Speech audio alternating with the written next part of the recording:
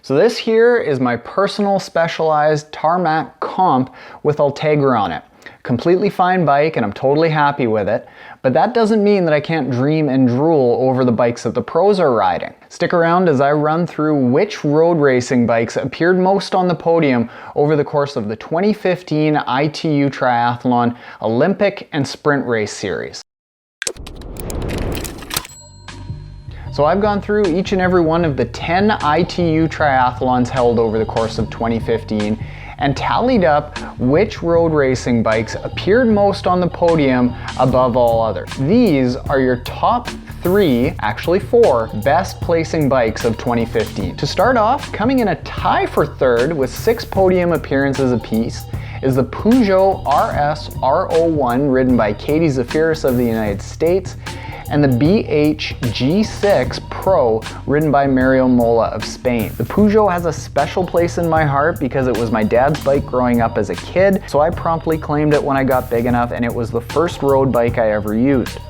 The Peugeots have come a long way since then, with this RS R01 model coming in at just over $5,000, featuring a 904 gram carbon frame, a 378 gram carbon fork, and Shimano Ultegra 11-speed Di2. Good luck finding one of these bikes. It's become almost a mythical brand in North America and very tough to find. Mola's BH G6 Pro is a 160 gram aero road frame that features an oversized bottom bracket for extra stiffness, and in my opinion has a really nice flare of soft lines while still maintaining a real sharp, badass look.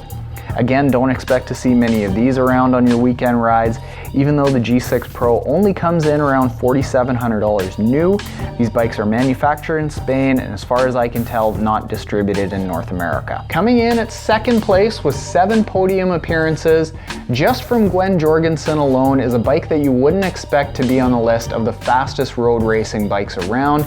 It's the women-specific specialized Amira, which is typically known as more of a climbing bike. Now, the Amira isn't typically thought of as one of specialized top-of-the-line racing bikes like the Tarmac and the Venge are, but coming in at $8,000 and using specialized 11R carbon frame material, this climbing bike has clearly helped Gwen stay fresh enough to nail her usual 30-minute low 10K run speed. Lastly, the #1 road racing bike in ITU triathlons this year, with 15 podium places between Javier Gomez, Richard Murray, and Vincent Louis, is the bike that Specialized is better known for its greasy fast speed, the Venge. These triathletes started out the year on the previous year's Venge model and then ended it off with the completely updated Venge Vios, which tops out at a sell your kids to buy one $15,000. A buddy of mine just picked one of these up, and if I could get 15 grand for the dogs,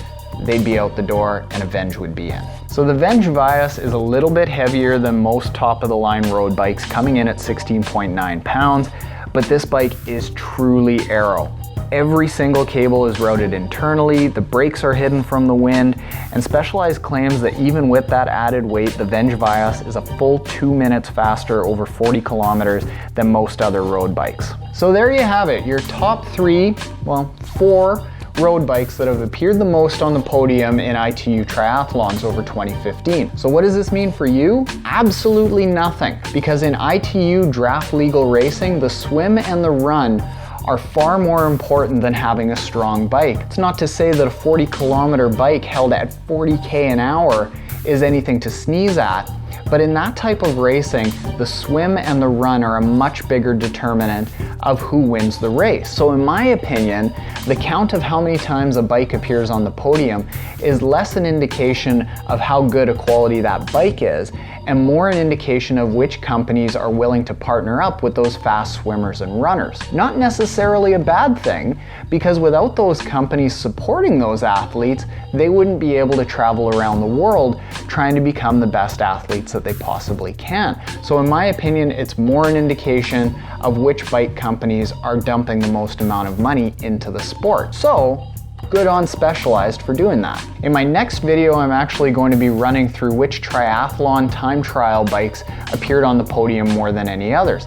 I think that that is a truer indication of which bikes come out ahead over each other. So if you want to make sure that you don't miss that video and you're watching on a computer, you can click on me or the subscribe written above here. If you're watching on a smartphone or a tablet, root around somewhere under the video and click the subscribe button down there. If you're a regular A-Race viewer, thank you as always for watching, liking, and commenting. Kill your next A-Race.